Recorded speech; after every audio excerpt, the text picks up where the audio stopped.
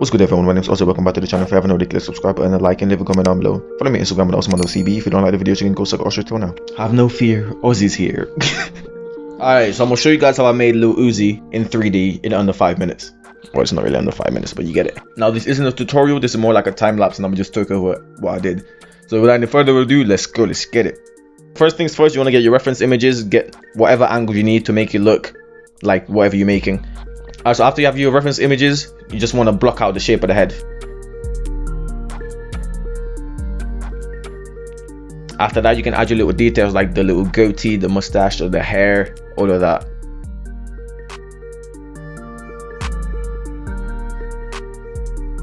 The best way to do that is to go in edit mode and actually select the faces you want to add hair to. Duplicate them, separate them from the actual mesh, and then add the hair to those.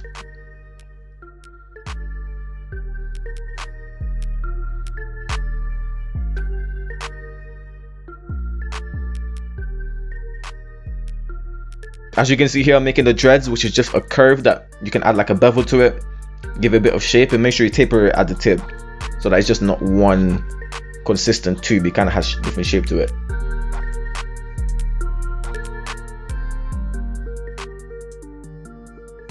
After that, I added a displacement modifier to it just to give it a bit more roughness.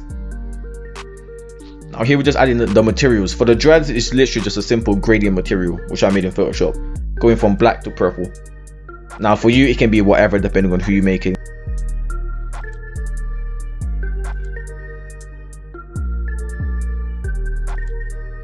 After that, I'm making sure the scalp has actual hair, so the dreads aren't just floating on the scalp. There's actual hair underneath. Again, I'm not going for 100% realism here. I'm going for realism with a bit of like a cartoony type look. So that's me. After that, you just want to set up your materials.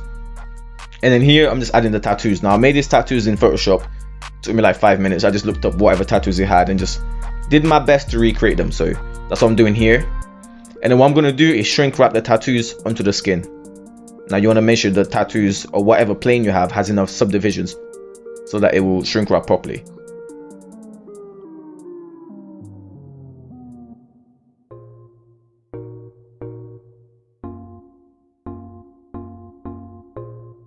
So here I'm just separating the head from the torso just to make it easier to add tattoos to the neck, because sometimes the vertices kind of clash out.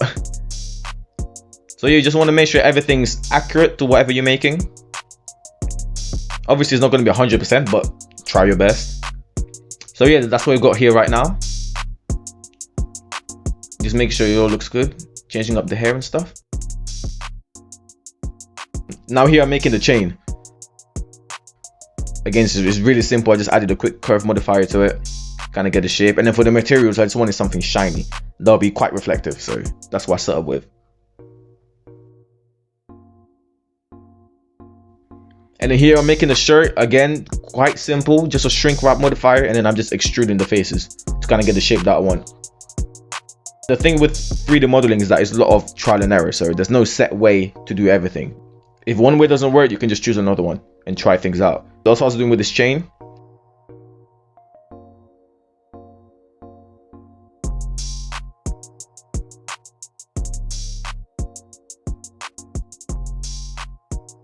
I did a second tennis chain since I had that on the actual reference image. Cutting out the torso, adding a little podium, which I always do. Again, from here on out, it's just going to be a lot of trial and error with the eye. Okay. Like I was saying, it's a lot of like tweaking little places here, just making sure it's the right shape that I'm going for. So that's all it is.